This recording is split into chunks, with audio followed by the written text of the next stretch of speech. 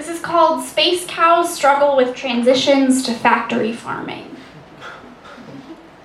Johnny is 5 3/4 years old. This is an important distinction. His first week in my after-school poetry class, he writes about a space cow who swallows the moon. Second week, Johnny scowls when I call his name on the roll sheet. "My name is Jonathan," he says. The artist formerly known as Johnny's daytime teacher, it turns out, has renamed him Jonathan because there's already another Johnny in his class. Now he's afraid he'll get in trouble for being called by his name. First teaching job requires an MD's signature on a negative TB test. "Are you on any medication?" the doctor asks. I name the pills I swallowed at breakfast. "I see." Her tone grows cold, clinical, under a thin veneer of softness, like the papery examination table that moments before held my bare body. "What is your diagnosis?" I tell her I am unfit to supervise children. At least this is what she hears. Doesn't matter what I say next. I'm working with Johnny on a story about a spider-dinosaur hybrid. He's got these big dark eyes that light up whenever he invents a new animal, but he doesn't like it when you look in them. If you try to, he'll stop talking. I'm 10 years old, and Mrs. Carr makes me sit at the desk for 15 minutes with my head down when I get too excited. "You're like a little butterfly," she says, "and you need to learn how to be a quiet little butterfly." I ask her, what does a loud butterfly sound like? She doesn't care for this question. 2 behavioral therapists shadow Johnny scribbling on clipboards. He takes a Lego block and pushes it against the inside of a blue marker cap while he looks for his words. Click. It sticks out both ends. He does it again. Click. The block doesn't fit. Click. Useless. Lost cause. Click. The clipboards don't care for fidgeting. Quiet hands. Click. Eyes on the teacher, Jonathan. Click, click. Pay attention, Jonathan. Click. They take away his marker. Quiet hands. "Do you want to draw your story instead?" I ask. A nod. I hand him a new marker. Clipboards fill in pages of charts with numbers while watching him work. Johnny says a spider has 10,000 legs all over its body.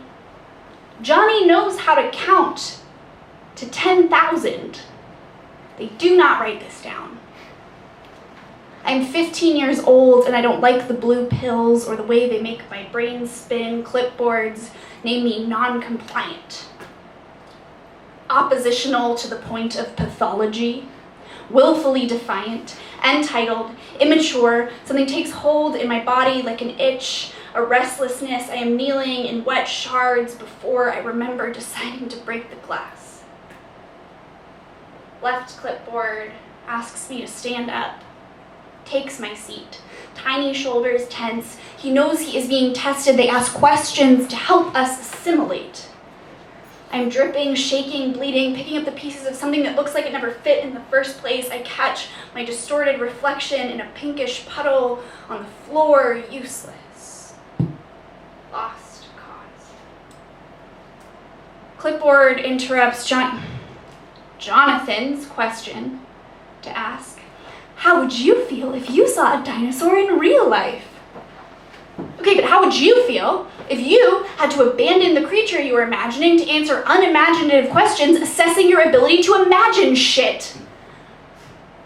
How do you expect anyone to build understanding when all you do is take away their tools? Next class, I tell Johnny, use your imagination. And he says he doesn't have one. He says, I can't hold a pencil right. At the back of the classroom, a pencil scratches a clipboard. Friday, I have a talk with my director, and my classroom becomes a clipboard-free zone. I tell my poets, it's okay to move around if that's how your brain works best. It's okay if you listen better while your hands are busy. It's okay to be scared of new people. And I crawl under the desk with him so he hears. You come out when you feel safe. You speak when you are ready. You don't have to be Jonathan if you don't want to. You can be whoever you want here, but how do I teach them to be themselves in a world that takes their own name from their mouth and spits back a new one? Not fitting in is not the same as unfit, but this world would rather carve the edges off every square peg than ask itself why all the holes are round.